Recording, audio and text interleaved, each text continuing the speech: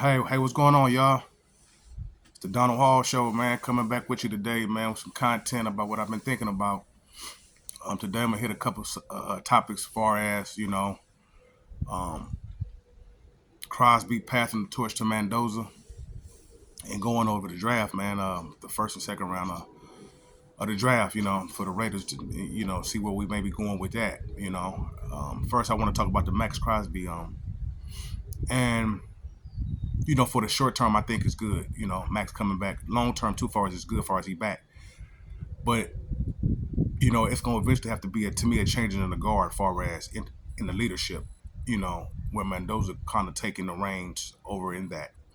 That's why I thought about, as far as when Max got traded, it was kind of opening up the runway for Mendoza to clear, you know, when he got ready, he would be pretty much the leader of the team, but Max is back, and the way that he came back, it's a lot different, because it's like, you know, Baltimore, to me, they just disrespected him, basically made him do all that, and then said they really didn't even want him. To me, that's what it came down to. Like I said, we talk about the physical and all that, but they didn't want to give up them two first round draft picks, as far as what I believe. But he back, and Max is a great leader. This nothing against Max, nothing against him, but the Raiders been winning 5, 6, 7 games, over these last 5, 6 years, and it happened with a lot of great players. Look at Myles Garrett. Cleveland ain't winning. Same thing, great player individually wise, but the impact ain't culminating in winning, and that's what you want. At the end of the day, that just win baby slogan just didn't start because they just made up a slogan. That's what they always, like I said, foundation wise, that's all they was doing. That's why Al made the slogan. But now people mock it now because they don't. It's not that right now. So as good as Max has been, we haven't been winning. All right. And so in the short term, it's gonna help because he can show the young guys how to do, how to lead, which is, Max come with that hard hat every day.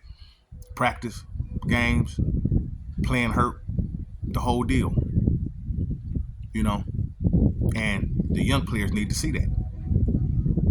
And so it's great. That's great for in that Max will be able to show the young guys, this is how you go about your business and getting it done. But long term wise, I think if the Raiders need to go where they need to go, Mendoza eventually is gonna have to take the reins over in that. Not that Max won't be a leader, but that Mendoza's voice will be the loudest voice in the room. But that's going to have to come with winning. If not, we'll probably be in the same place we've been in. Tell me what y'all think, y'all. New heads, subscribe to the channel. You know, y'all put in the comments, man, what y'all think, man. Tap in, man. You know what I say. Let's chop it up about it. I think Mendoza is going to have to take over the reins as far as the leadership soon enough. Maybe not this year because he may not even get the run, depending on if they bring a Kirk Cousins in, this and that. Because they're really trying to groom him and have him ready to play when it's time. You know. But if the Raiders are going where they need to go, Mendoza is going to have to be the one to do it. He's going to have to take over that, the impactful in his play and in his leadership. That's why the quarterback position is such a premium, man. It's a premium. When you have good quarterback play, man, it just go a long way. You got the ball in your hands every snap. Can affect the game so many different ways. And so I think going forward, that's what's going to need to take place. And Mendoza, no, he's going to have to play well to earn the respect of the guys. That's first and foremost. So Max should be passing the torch eventually to him. Because at the end of the day, winning is everything. Winning is everything. You can play well, but if you don't win, it's still you didn't win. It's about winning. It's about winning. So that may not be this year, But remember that I said this. If they going where they need to go, that's what's gonna have to take place. And I believe Tom and them knew that when they was talking about, trade max, that they wanted a clear runway for Mendoza and his voice. It's gonna be his influence, you know. So, we'll see how that going forward. But that's what I believe that needs to take place, as far as in that with Max Crosby. And it's like I said, there's no shot against him. Miles Garrett, TJ, all them great defensive players, man. But it's still hard to affect the game if your quarterback position is not settled. Cleveland, revolving door. Pittsburgh, revolving door. Pittsburgh be going to the playoffs, 10 wins, but they really can't push past that in the playoffs.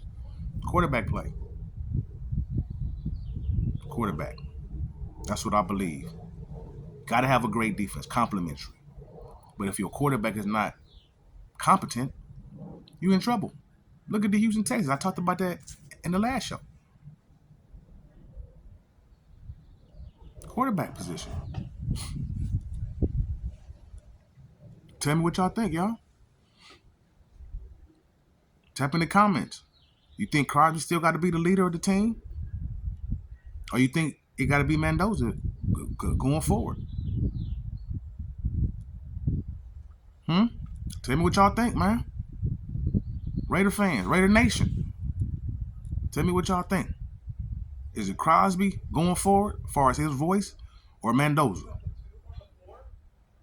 I think it's Mendoza if we going where we need to go eventually. So I want to talk about the mock drafts now. I love this part of the year as far as the drafts and stuff. And so, obviously, our first pick is going to be Mendoza. I don't think nobody going to stray away from that. And that's a given.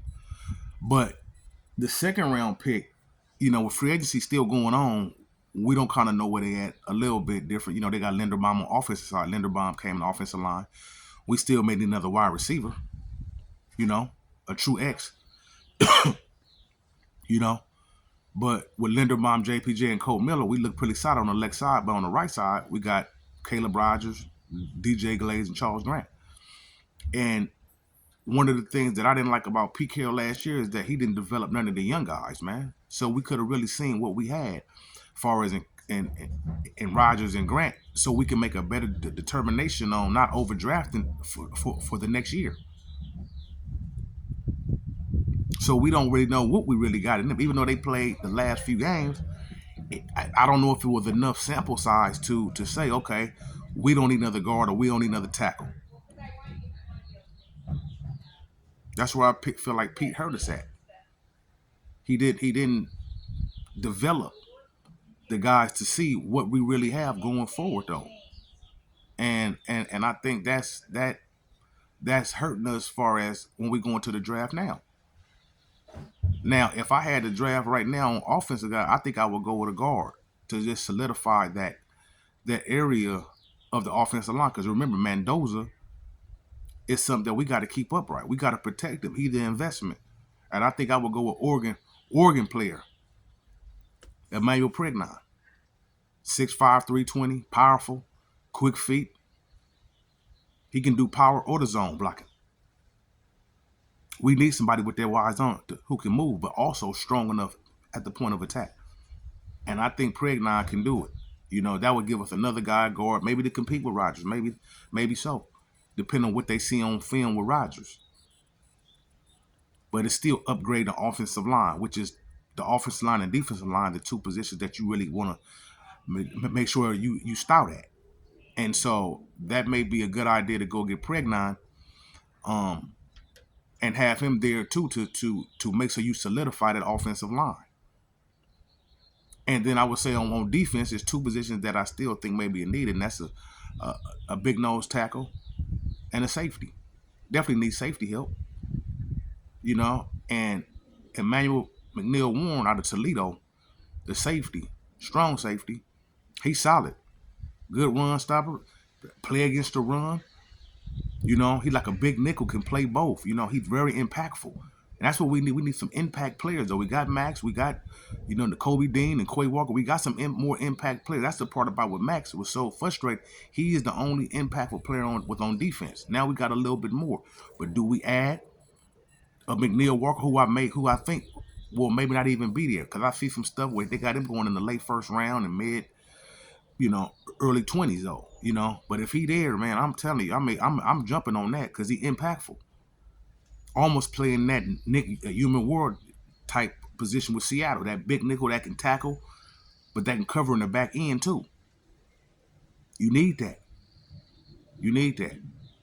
That can play everywhere because so many, these offenses is so complex now with so many different read options and RPOs and it's just all different complex as far as offenses now, man. That you need players that can kind of do a little bit of both.